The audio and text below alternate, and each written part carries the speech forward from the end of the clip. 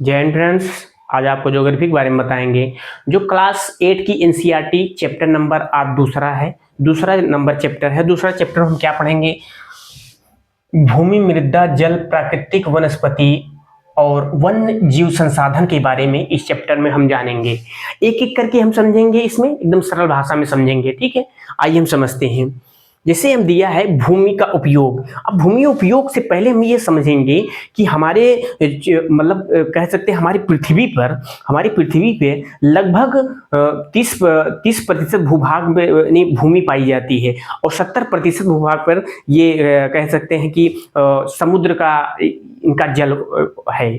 तो ये 30% में भी यहाँ रहने योग्य कुछ ही जमीन है, सभी जमीनें नहीं हैं। क्योंकि हम समझते हैं कि कहीं पहाड़ी इलाका है, कहीं पहाड़ है, नदियां हैं, झरने हैं, तो वहां पर रहना थोड़ा मुश्किल हो जाता है। इसीलिए कह सकते हैं कि मैदानी क्षेत्रों में जितने लोग रहते हैं, मैदानी क्षेत्रों में जैसे मान लीजिए कि ये मैदानी क्षेत्र है, तो यहाँ जो होता है कि इस क्षेत्र में ज्यादा लोग रहते हैं, सघन जनसंख्या पाई जाती है, जगह सभी लोग बसे रहते हैं। अब यहाँ बसे होने का एक सबसे बड़ा कारण ये होता है कि नदियों का बहाव, जब नदियां अपना बहाव जब करती हैं, बहती हैं, पहाड़ों से निकलती हैं या क्या कह सकते हैं हिमनद से निकलती हैं, हिमानी से, तो ये सब नदियां जो होती हैं यहाँ से कुछ अवशेषों को बहा कर लाती हैं, जिससे हमारा कह सकते हैं कि भूमि जो होती है बहुत उपजाऊ हो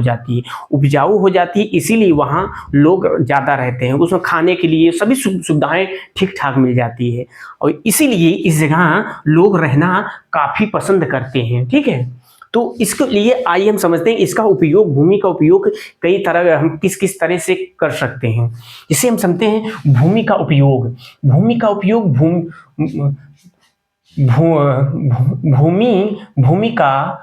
उपयोग विभिन्न कार्यों के लिए किया जाता है, विभिन्न कार्यों के लिए किया जा सकता है भूमि का उपयोग। जैसे हम कृषि के लिए कर सकते हैं, वानिकी, सड़क, उद्योगों के लिए कर सकते हैं। वानिकी का मतलब ये होता है, वानिकी का मतलब ये होता है जैसे वनों से संबंधित गतिविधियां जो करते हैं उनके बारे में कहा जाता है वानिकी। सड़क, उद्योगों के बारे में, उद्योग लगाना है भाई, अगर हम समझते हैं कि अगर कहीं उद्योग लगाना है या सड़कें बनाना है तो मिट्टी की जाहिर से बहुत जरूरत होती है। बिना मिट्टी को आप नहीं कर सकते हो, क्योंकि ऊंचाई पे बनाना होता है, बाढ़ पानी से बचाना होता है।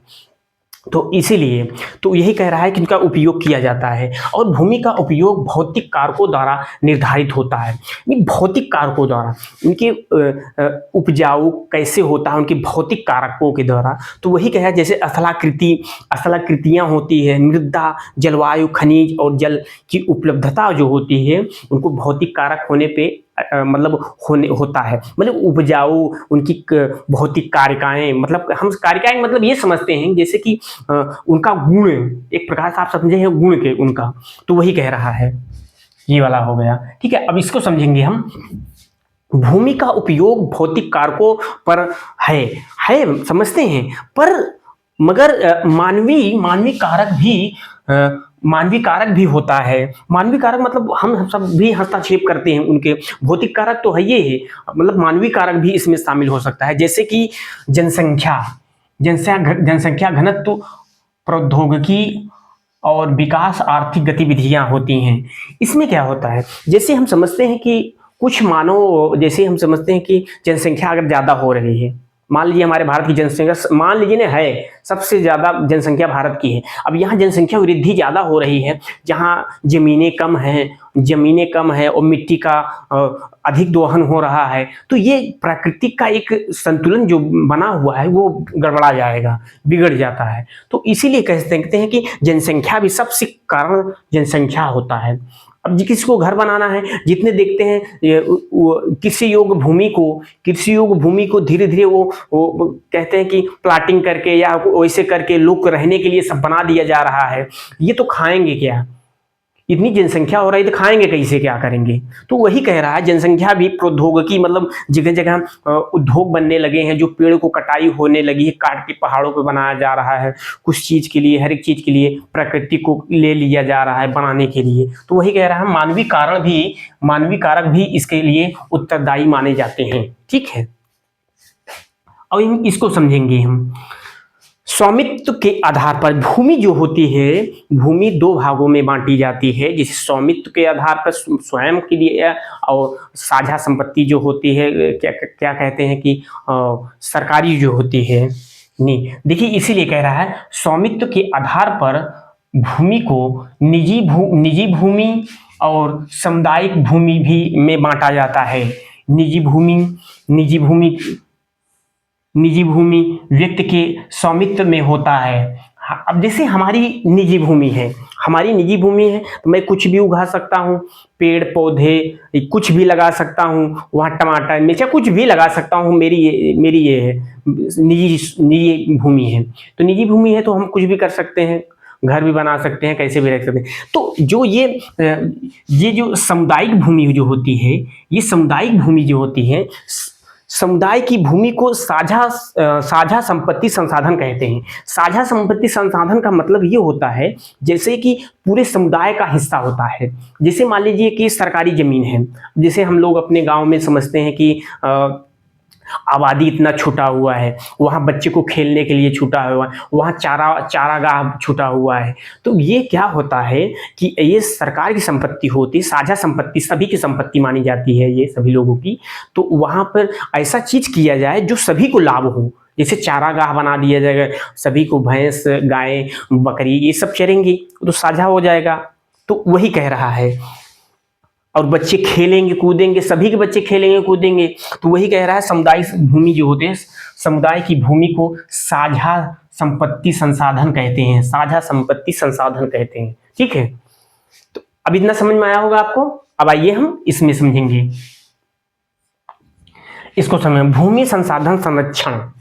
अब भूमि को संरक्षण हम कैसे करें, सबसे बड़ी पॉइंट ये बन जाती है। अब इसके संरक्षण के लिए बहुत जरूरी होता है ये समझना कि कैसे में इसके संरक्षण। हम लोग तो सब समझते हैं कि उपयोग करना जानते हैं, बस संरक्षण के लिए उसको कोई नहीं समझ पाता है। उपयोग मतलब जानते हैं, उठा के यहाँ मिट्टी रख दो, वहां रख दो, वहां से निकलवा के वहां गड्ढा करवा दो। तो मगर इसके संसाधन के जो संरक्षण के बारे में क्या कह रहा है, बढ़ती जनसंख्या तथा इसके बढ़ती मांग के कारण वन भूमि कृषि भूमि का विनाश हो रहा है। प्राकृतिक संसाधन समाप्त होने का डर समाप्त हो रहा है। तो इसमें यह पॉइंट बनता है, अगर जनसंख्या ऐसे ही बढ़ती रही तो इसके बढ़ती जनसंख्या के कारण वन भूमि और कृषि, वन की कटाई भी तेजी हो रही है, भूमि का भी दोहन हो रहा है, यहाँ से खुदाई हो रही है। देखते हैं कि अवैध खनन भी ज़्यादा होने लगता है, एक जगह से दूसरी जगह मिट्टी लेके जाना होता है। तो यही कह रहा है कि अगर ऐसे ही चलता रहा तो हमें प्राकृतिक से एक प्रकार से समझते हैं, प्राकृतिक समाप्त होने का मतलब डर होने लगता है। जैसे प्राकृतिक संसाधन समाप्त होने का डर हो जाता है, जैसे कि खनिजे, लोहा, आयरन, ये लोहा हो गया, कोयला हो गया, पेट्रोलियम हो गया, गैसें नेचुरल हो गई, ये सब निकाला जा रहा है, इतना ज़्यादा दोहन हो रहा है। तो ये ज़्यादा से ज़्यादा ऐसे अगर चलेगा 500 सालों में, लगभग 300-400 साल में ऐसा होगा कि ये बचेगा ही नहीं, इतना ज़्यादा दोहन हो रहा है, निकाला जा रहा है। तो वही कह रहा है, बढ़ती जनसंख्या तथा इसके बढ़ती मांग के कारण वन भूमि कृषि भूमि का विनाश हो रहा है, प्राकृतिक संसाधन समाप्त होने का डर हमें सताने लगा है।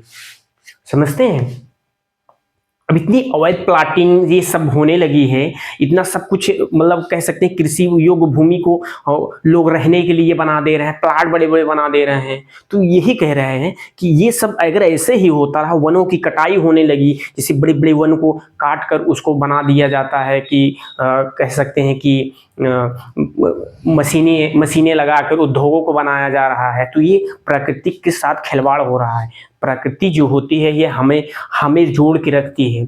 हम अगर उनके संतुलन में रहेंगे तो ठीक है, अगर उनका भी संतुलन गड़बड़ाएंगे तो अपना संतुलन गड़बड़ा जाएगा, ये पक्की बात होती है। तो यही कह रहा है तो कि इसको भी बनाना भी बहुत जरूरी है। आइए हम इसके बारे में समझेंगे। इसमें मृदा का निर्माण चट्टानों से प्राप्त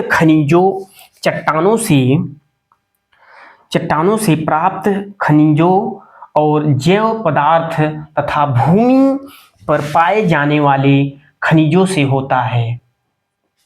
अब इसका क्या मतलब होता है? मृदा का निर्माण जो होता है चट्टानों से प्राप्त खनिजों, चट्टान जो होते चट्टान से प्राप्त खनिजों से, जैव पदार्थ तथा भूमि पर पाए जाने वाले खनिजों से होता है। इसे हम, इसका मतलब होता है जैसे चट्टाने, बड़ी बड़ी चट्टाने हैं तो वो जब होती हैं उसका कटाव होता है, उसका कटाव होता है छंट कर, मतलब कहते हैं कि कटाव।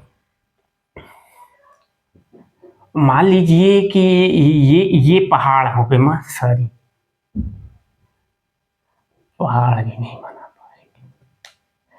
मान लीजिए ये पहाड़ हो गए, ये पहाड़ हो गए, मान लीजिए पहाड़ हो गए। अब ये समझते हैं हम इसके कि यहाँ से जब इसका कटाव होता है, ये कटाव होता है, तो ये कट कर ये यहाँ तक आ जाते हैं, यहाँ से आ जाते हैं हवा पानी से ये उड़ कर यहाँ चले जाते हैं, यहाँ आते हैं। तो वही कह रहा है कि ये कि चट्टानों से प्राप्त खनिजों और जैव पदार्थ तथा भूमि पर पाए जाने वाले खनिजों से होता है, भूमि पे पाए जाने। अब यहाँ से छट कर नीचे आएगा तो यहाँ के पोषक तत्व ये सब पाकर वह खनिज से प्राप्त होता है। चट्टानों से जैव पदार्थ तथा भूमि पर पाए जाने वाले खनिजों से होता है। जब यहाँ आएगा तो यहाँ तमाम प्रकार के पोषक तत्व इसे मिलते जाएगा, तो यही कह रहा है, ठीक है। और यह अपक्षय की प्रक्रिया के माध्यम से बनती है और खनिजों और जैव पदार्थों का मृदा को उपजाऊ बनाता है। उपजाऊ मतलब ये अपक्षय का मतलब यही होता है कि यहाँ से जब ये कटता है ना तो ये अपक्षय होता है, तो यहाँ आके जो होता है यहाँ पहुंचता है। जब यहाँ पहुंचेगा तो क्या होगा कि यहाँ की जैव पदार्थ जब मिलेगा, उसमें जैव पदार्थ की गुणवत्ता उनकी अच्छी क्वालिटी में मिल जाएगी। अब मान लीजिए ऊपर से अगर आ रहा है, अगर कोई भी चीज अगर नीचे जमीन पे आएगा तो अनेक चीजें वहां पे मिलेगी, जैसे उनके पोषक जैव पदार्थ हैं कि ये सब मिलेगा, तो वो उसको क्या बनाएगा, उसको बनाएगा उपजाऊ बनाएगा, उसको क्या मिट्टी को बहुत उपजाऊ बना देते हैं, ठीक है। यही है इसमें, समझ में आया। मृदा का निर्माण जो होता है चट्टानों से प्राप्त खनिजों और जैव पदार्थ तथा भूमि पर पाए जाने वाले खनिजों से होता है। यह अपक्षय की प्रक्रिया के माध्यम से बनती है, खनिजों और जैव पदार्थों का मृदा को उपजाऊ बनाते हैं। ये जैव पदार्थ और खनिजों से ये क्या होता है, उपजाऊ बनाते हैं। आइए हम समझेंगे इसके बारे में। मृदा निर्माण के कारक समझते हैं।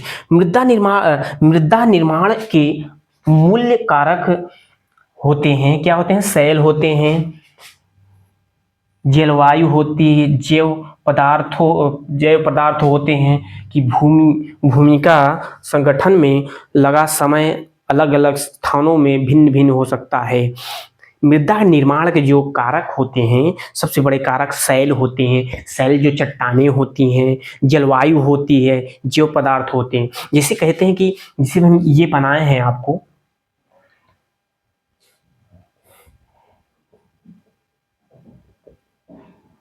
जैसे हम समझते हैं इनके बारे में, ये मान लीजिए अब ये यहाँ से कटाव, अब यहाँ से जो समझते हैं, यहाँ से अगर कटाव हो रहा है, शैल जो है किसी भी कारण, हवा पानी किसी भी कारण से यहाँ से छटते चली जा रही है, तो यहाँ से धीरे धीरे यहाँ आ रही है, यहाँ समतल भूमि मैदानी क्षेत्रों में जब फैल रही है, जलवायु के भी कारण हो सकती है और हवा के कारण हो सकती है और पानी के कारण हो सकती है, मतलब कई तरह से इसका क्या कहते हैं, अपक्षय होता रहता है, निक्षेपण होता रहता है, ये निक्षेपण होता रहता है, ठीक है।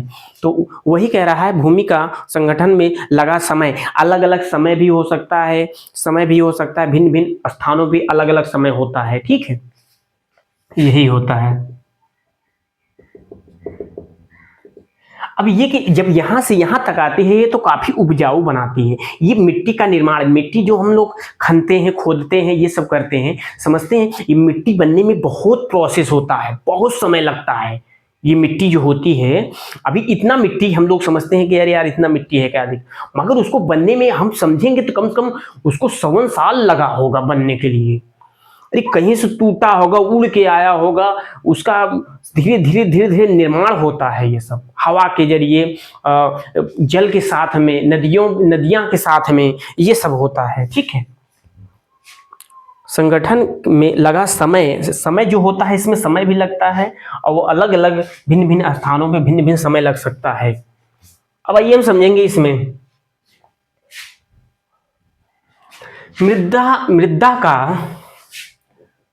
मृदा का निम्नीकरण और संरक्षण के उपाय। अब इसका क्या मतलब होता है? निम्नीकरण मतलब मृदा का निम्नीकरण, मतलब निम्न स्थान कर दिए हैं। मृदा का निम्नीकरण और संरक्षण के उपाय समझेंगे। मृदा जो होता है, मृदा अपरदन और छिड़ता, मतलब अपरदन एवं छिड़ता मतलब ये होता है कि ये जो बताए हैं ना, इसका छिड़ना मतलब किसी चीज को छिड़कर, मतलब छिड़कर, छटक कर, उससे अलग होकर, उससे अलग कर, छिड़ना का मतलब यही होता है, इससे अलग होकर, इससे छट कर मृदा अपरदन यहाँ छिड़ता है और उसके बाद यहाँ से अपरदन होता है। ठीक है, अपरदन और छिड़ता मृदा के लिए 2 मुख्य कारक हैं।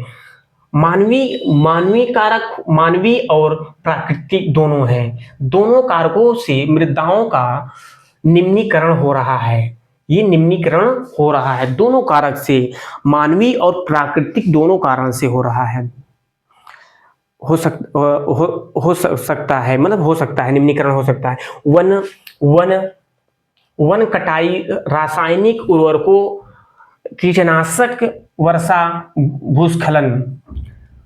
अब ये उर्वरक जो होते हैं, कीटनाशक और भूस्खलन, ये सब कुछ मानवीय कारक है, कुछ ये होते हैं वो प्राकृतिक कारक है।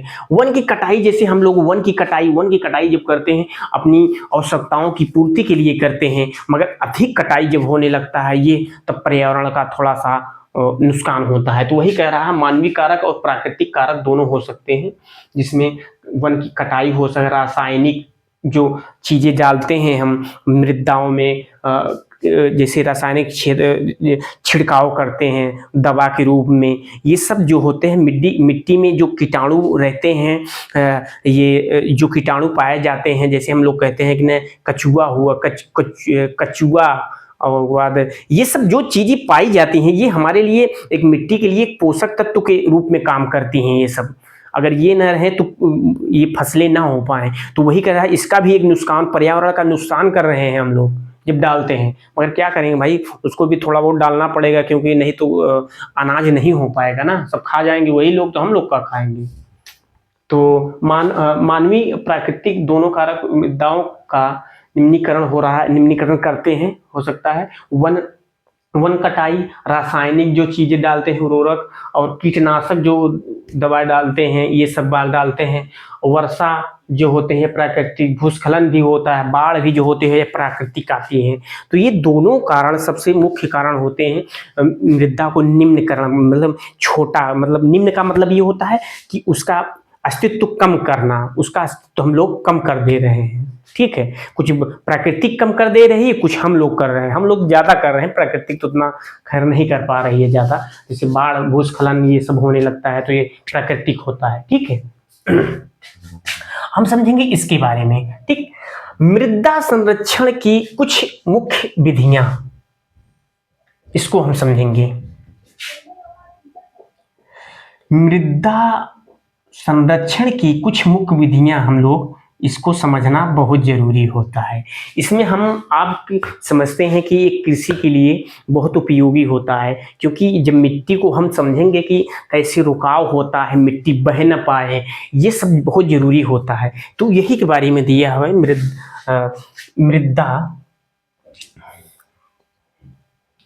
मृदा संरक्षण की कुछ मुख्य विधियां जो दी हुई है, इसके बारे में हम समझेंगे। इसमें क्या समझेंगे हम, ये ये क्या समझेंगे हम? मल्च बनाना। मल्च बनाने का मतलब क्या होता है?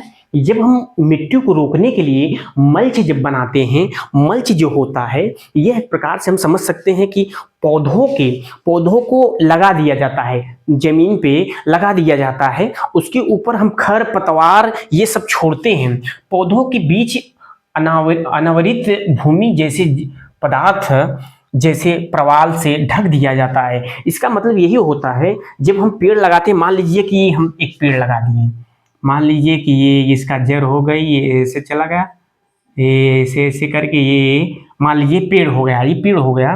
अब इसको पेड़ क्या कह देंगे हम? पेड़ तो बहुत बड़ा हो जाए, पौधा बोलेंगे, सॉरी पौधा बोलेंगे, पौधा बोलेंगे। अब मान लीजिए छोटे छोटे पौधा बन गए हैं, ये पौधे बन गए हैं मान लीजिए। अब इसको हम या खर पतवार से इसको क्या कहेंगे? ऐसे ऐसे इसको ढक देंगे, तो ये खाली इतना छोटा रहेगा, इतना इतना छोटा रहेगा, खाली इसका मुंडी मुंडी जो है दिखता रहेगा, उसको ढक देंगे। उसमें क्या होता है कि जब प्रकाश जो पड़ता है तो उसकी नमी जो होती है बना के रखती है, क्योंकि प्रकाश जो डायरेक्ट नहीं पड़ता है उसका खींच नहीं पाता है, तो इसीलिए उन्हें ढक के रखा जाता है। वो काफ़ी नमी उसमें उत्पन्न होती है, वह मृदाएं जो होती है, माटी जो होती है, मिट्टी जो होती है, एक जगह से दूसरी जगह नहीं जा पाती, उससे काफ़ी वो होता है। आंधी बौखे से ये बचाया जाता है। जैसे बालू, अगर बालू क्षेत्र में देखेंगे तो हवा अगर चलती है तो बहुत तेजी से कटाव होता है, उड़ने लगती है एकदम सामने से, एक जगह से दूसरी जगह जाने लगती है। तो वही कह रहा है, तो वो फसलों को काफी लाभदायक बनाती है, जो उसको ढक दिया जाता है, वो मल्च बनाना इसे कहेंगे, ठीक है। इसे क्या कहेंगे? मल्च बनाना कहेंगे। मल्चिंग के लिए, मल्चिंग मतलब यही एक समझना कि जब मिट्टी को पानी पौधों को लगा दिया जाता है, छोटे छोटे पौधों को लगा दिया जाता है, जब निकल आते हैं बाहर में तो उसको ढक दिया जाता है। जब ढक दिया जाता है तो उसकी नमी और उर्वरता, उनकी पोषक तत्व जो होते हैं वो बचाया रखता है। तो वही कह रहा है, इनको बचाना बहुत जरूरी रहता है। मल्च बनाना का मतलब आप समझ गए हैं। और वो समझेंगे वेदिका। वेदिका जो होती है ये पहाड़ी इलाकों में यह इसको बनाया जाता है। पहाड़ी इलाकों का मतलब ये होता है, जैसे हम समझेंगे, जैसे कि एक पहाड़ है। अब पहाड़ यहां से मान लीजिए ये यहाँ यहाँ यहाँ यहाँ यहाँ ये समतल भूमि है। अब हम समझेंगे, जब ये पहाड़ इतना ऊपर है तो यहाँ खेती कैसे करते रहेंगे? तो वही कह रहा है, वेदिका जो होती है, वेदिका जो होती है इसी प्रकार कृषि किया जाता है वेदिका में। जैसे मान लीजिए कि हम समझते हैं कि एक ये हो गया और एक ये हो गया। अब इसका बनाया जाता है, ऐसे ऐसे बनाया जाता है। तो ये जो बनाया जाता है, तो यहाँ पे पानी अगर पहाड़ों से अगर पानी यहाँ से अगर टपक रहा है, अगर पहाड़ों से पानी अगर ऐसे से गिर रहा है, तो यहाँ आकर पानी जो है यहाँ रुकेगा। तो यहाँ हम जब ऐसे बना देते हैं, जैसे एक समझते हैं, एक यहाँ पे जब पानी रुक जाएगा तो यहाँ हम क्या लगाएंगे? धान अधिकतर लगाते हैं लोग, क्योंकि पहाड़ों इलाकों में जब पानी ओथा से निकलता है, क्या कहते हैं, पहाड़ों से निकलता है, जमीन मतलब पहाड़ से नीचे आने लगता है, जगह जगह काट कर पहाड़ को मतलब ऐसे ऐसे बनाया जाता है। तो ये समतल बना दिया जाता है, तोड़ कर समतल बना दिया, ऊंच बना दिया जाता है, मेड़ मापे से बनाते हैं, खाई बांध दी जाती है। तो पानी यहाँ रुक जाता है, तो यहाँ धान कुछ भी कृषि करते हैं, मगर धान अधिकतर लगाते हैं, तो यहाँ लगा देंगे। और फिर यहाँ से कटिंग करके फिर नीचे उसके आएंगे, तो फिर कटिंग करके यहाँ बना दिया जाएगा। अब यहाँ धान लगा देंगे, यहाँ भी पानी धीरे से उतार लिया जाएगा। यहाँ से मान लीजिए, अब यहाँ से ऐसे पानी उतार लिए और उसके बाद फिर ऐसे कर दिए, ये यहाँ फिर लगा दिए, ये ऐसे ऐसे करके, और फिर यहीं से उतार लिया जाता है, फिर ऐसे ऐसे करके, और धीरे धीरे एकदम जमीन तक आ जाते हैं। तो इसको क्या कहते हैं हम समझते हैं? इसको क्या कहते हैं? वेदिका फार्म कहते हैं, ठीक है। वेदिका फार्म कहते हैं। ये कृषि के लिए काफी उपयोगी, पहाड़ी इलाकों में किया जाता है। इतना समझ में आया होगा, ठीक है आपको। अब आइए हम समझेंगे समुच्ची रेखी जुताई। समुच्ची रेखी जुताई के बारे में आप समझेंगे इसमें। समुच्ची रेखी जुताई का मतलब ये होता है, जैसे कि हम आप काफी अनुभव किए होंगे, अगर देखे होंगे, हम सब ग्रामीण क्षेत्र से आते हैं, तो हम समझेंगे जब समुच्ची रेखी जुताई, जब हम खेत सींचते रहते हैं, जब हम खेत सींचते हैं तो देखते हैं कि जैसे मान लीजिए कि अब मान लीजिए मेरा खेत ये है, मान लीजिए छोटा बना है, का मतलब इतना बड़ा बनाने में नहीं मजा आएगा। अब मान लीजिए कि ये बनाए, अपना खेत बना लिए, ठीक है, खेत बना लिए, इसके बारे में बता रहा हूँ, ये इसके बारे में। अब इसमें हम बनाएंगे, जैसे हम अपना खेत बना लिए, अब यहां से मान लीजिए कि ये ऐसे ट्रैक्टर घुमाया जा रहा है, ऐसे जुताई हो रही खेत की, ऐसे जुताई हो रही है, ऐसे ऐसे जुताई होते चली गई। अब जो होती है, अब जब वो होती है, यह जब पानी जो होता है, पानी जब होगा तो ये अगर इधर से आएगा, समुच्ची रेखी जुताई का मतलब होता है कि अब उसको पानी को रोक के चलना है, हम लोग को पानी को रोक के चलना है। इसमें यही कह रहा है, पानी को कैसे, मतलब समुच्ची रेखी जुताई का मतलब ये होता है, पानी को धीरे धीरे और सीधे, मिट्टी को बहाव ना करे, मिट्टी को एक तेज ना ले आए। तो इसीलिए हम कहते हैं कि अगर पानी यहां से आ रहा है, मान लीजिए ये पानी है, ठीक है, अब ये पानी, मान लीजिए हम इतना मिटा दिए, अब ये पानी यहाँ घुसा, अब तो यहाँ से धीरे से आएगा, ये खाली ये मेड़े जो होती है ये रोका रहेगा, फिर यहाँ आएगा तो फिर ये रुका रहेगा, धीरे धीरे फिर यहाँ आएगा, फिर धीरे धीरे। इससे क्या है ना, एक बैग कटाव नहीं होता है, एक बैग कटाव ना, मिट्टी का जो है उसका नहीं कह सकते हैं, अपर्दन ना हो, एक जगह से दूसरी जगह ज्यादा उसका निक्षेपण, अपर्दन ये सब ना हो, कटाव ना हो। तो इसीलिए कह रहा है, अगर यहाँ हो रहा है तो यहाँ चालू हो गया, यहाँ से आया, फिर यहाँ आ गया, फिर यहाँ आ गया, धीरे धीरे धीरे धीरे करके यहाँ पे आएगा। इसी को क्या कहते हैं, समुच्ची रेखी जुताई कहते हैं। हम आप काफी अनुभव किए होंगे, वही जुताई होती है। अगर हम दूसरा बनाते हैं, इसको ये कह रहा है समुच्ची रेखी जुताई के मतलब है, ठीक। अब यही अगर उल्टा बना दिए होते, मान लीजिए ऐसे, रुकिए, अगर ऐसे ऐसे जुताई कर दिया होता, उल्टा कर दिए होता, अगर खड़ी खड़ी ऐसे ऐसे जुताई कर दिए होते, और पानी अगर यहाँ से आ रहा है तो थोड़ा सड़सड़ा ऐसे ऐसे ऐसे ऐसे ऐसे ऐसे बहुत फास्ट चले जाता, ये कटाई काफी हो जाती, ठीक है। इसका अगर ऐसे से हम जुताई कर दिए होते हैं तो इसका काफी वो हो जाता। अगर ये ऐसे ऐसे कर दिए तो एक रोधक के रूप में काम करने लगा, अब ये आने में थोड़ा वो होगा, इसलिए इसको क्या कहते हैं, समुच्ची रेखी जुताई कहते हैं। अब रक्षक मेखलाएं के बारे में समझेंगे। रक्षक मेखलाएं क्या होती हैं, आप पढ़े होंगे रक्षक मेखलाएं। जैसे हम समझते हैं कि क्या कह सकते हैं, रक्षक मेखलाएं जब ये पहाड़ी इलाकों या ऐसे जगह बनाया जाता है जो जहाँ पवनें ज़्यादा गति चलती हैं, तो वही कह रहा है, रक्षक मेखलाएं तटीय प्रदेशों एवं शुष्क प्रदेशों में पवन की गति को रोकने के लिए बनाया जाता है। पवन की गति के मतलब ये हम समझते हैं कि ये मान लीजिए हमारा खेत है, ठीक है, इसमें सब खेत के बारे में, कृषि के बारे में ही दिया हुआ है, ठीक है। अब ये हम रक्षक मेखलाएं कौन होती हैं, जैसे यहाँ एक पेड़ लगा दिए, यहाँ लगा दिए, यहाँ लगा दिए, यहाँ लगा दिए, ऐसे ऐसे ऐसे ऐसे ऐसे ऐसे ऐसे ऐसे ऐसे ऐसे इधर इधर। अब ये क्या है, रक्षक मेखलाएं हो गई हैं। रक्षक मेखलाएं जो होती हैं, ये रक्षक मेखलाएं, अब ये यहाँ से जितने मान लीजिए मिट्टी है, बालू है या कुछ भी है, तो ये जब होते हैं, जब पेड़ की हवा, जब पवनें जब तेज बहती हैं, तो ये पेड़ जो होते हैं वो रोक लेते हैं, इसका कटाव और बहाव नहीं हो पाता, एक जगह से उड़ के दूसरी जगह नहीं जा पाता। इसी को हम क्या कहेंगे, रक्षक मेखलाएं। इसको क्या कहेंगे,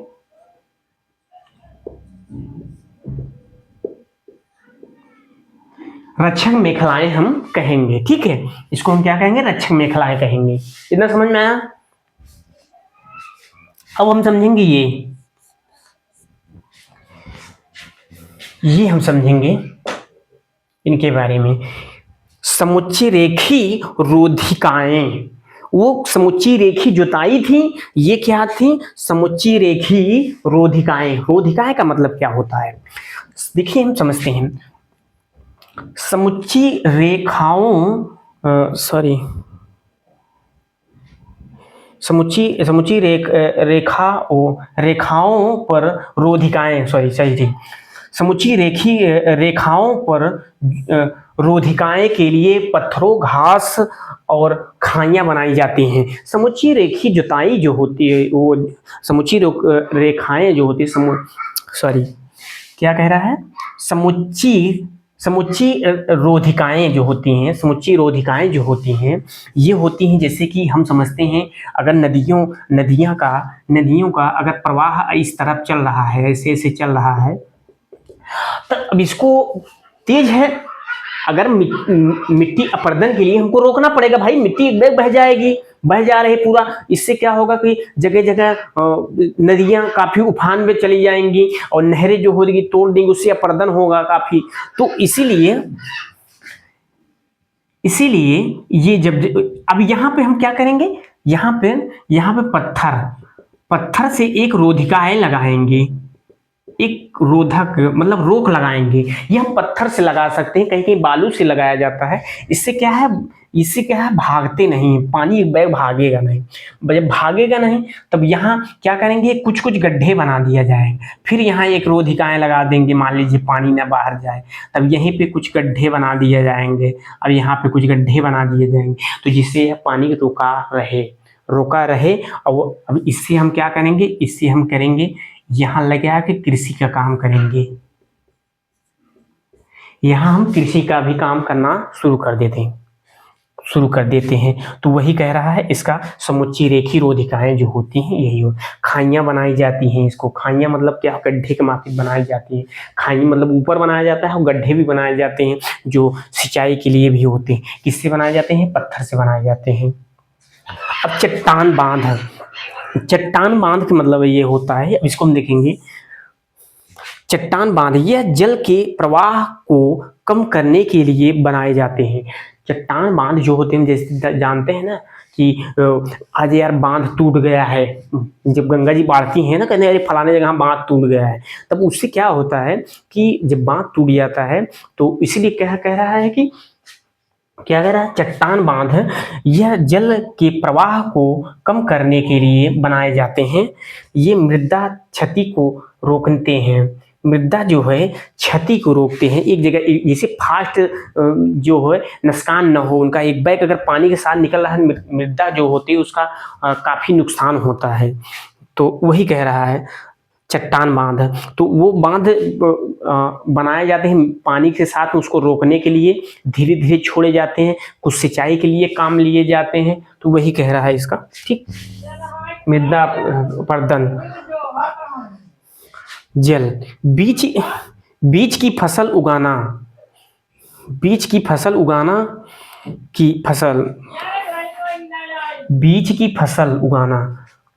अभी हम इसको बारे में समझेंगे। वर्षा दोहन से मृदा को सुरक्षित करने के लिए वर्षा दोहन से मृदा को सुरक्षित करने के लिए अलग अलग समय पर अलग अलग कृषि के, मतलब इसका क्या मतलब होता है, जैसे हम समझते हैं कि कृषि के जब काम करते रहते हैं, काम कोई भी चीज हुआ अगर कर रहे हैं, तो जैसे कि कृषि का काम कर रहे हैं तो एक ही समय में अलग अलग चीजों को लगाना, जैसे बैगन लगा दिए, वो लगा दिए, आलू लगा दिए, कुछ भी लगा दिए, उससे क्या है मिट्टी की उर्वरता, उनकी पोषक तत्व जो होते हैं बनी रहती हैं। जब ये बनी रहती हैं तब ये काफी उपजाऊ बन जाते हैं। सुरक्षित और रखने के लिए अलग अलग वर्षा दोहन से मृदा को सुरक्षित रखने के लिए अलग अलग समय पर भिन्न भिन्न फसलें एकांतर कतारों में उगाई जाती है। अलग अलग क्षेत्र में अलग अलग समय भी उगा सकते हैं, अलग अलग पूर्व भी उगा सकते हैं। तो वही दिया हुआ है, ठीक। अब ये हो गया। अब हम क्या समझेंगे इसमें, प्राकृतिक वनस्पति और वन्य जीव के बारे में। प्राकृतिक वनस्पति और वन्य जीव के बारे में समझेंगे। प्राकृतिक वनस्पति और वन्य जीव केवल जैवमंडल में पाए जाते हैं। कि कहाँ पाए जाते हैं? प्राकृतिक वनस्पति और जीव जो होते हैं, वन्य जीव जो होते हैं, ये सब कहाँ पाए जाते हैं? जीवमंडल में पाए जाते हैं। सभी जीवित जातियां जातियां हैं, हम जाति ही समझ सकते हैं। सभी जातियां एक दूसरे पर निर्भर रहते हैं, जैसे पेड़, पक्षी, कौवे, ये सब तमाम चीजें जो होते हैं एक दूसरे पर निर्भर हैं प्रकृति में। अब हम जैसे पेड़ भी हमारे पे निर्भर है, हम पेड़ पे निर्भर हैं। जो बड़े बड़े कैसे जंगल हैं ये, मगर इसकी कटाई ज्यादा अधिकतर चलने लगी, तो वही कह रहे हैं एक दूसरे पर निर्भर हैं। ये कहाँ पाए जाते हैं? जीवमंडल में पाए जाते हैं और कहीं नहीं पाए। जीवमंडल ऐसा है, तीनों मंडलें पाई जाती हैं यही में, ठीक है। अब ये क्या कह रहा है? प्राकृतिक वनस्पति का वितरण। प्राकृतिक की वृद्धि तापमान के आधार पर होती है, यानी आधार पर होती है। जैसे कि प्राकृतिक वनस्पतियों का उनका मतलब कह सकते हैं, प्राकृतिक वनस्पति तापमान के आधार पर होती है। प्राकृतिक वनस्पतियाँ जो होती हैं तापमान के आधार पर छोटी बड़ी हो सकती हैं। जैसे कि हम समझते हैं कि उष्णकटिबंधीय क्षेत्रों में बड़े बड़े घास मैदान और कह सकते हैं पेड़ पाए जाते हैं, जंगल पाए जाते हैं। वही शुष्क प्रदेशों में जैसे कह सकते हैं धीरे धीरे ऊपर की तरफ बढ़ते जाए ध्रुव में, तो टुंड्रा प्रकार की वो पाए जाते हैं, जिसमें थोड़ा कम छोटे छोटे पौधे पाए जाते हैं, पेड़े पाए जाते हैं, जंगल पाए जाते हैं। तो यही सब है, ठीक है। अब ये इतना समझ में आया। अब अगला चैप्टर हम तीसरा चैप्टर पढ़ाएंगे, ठीक है। अब इतना समझ में आया होगा आपको। धन्यवाद।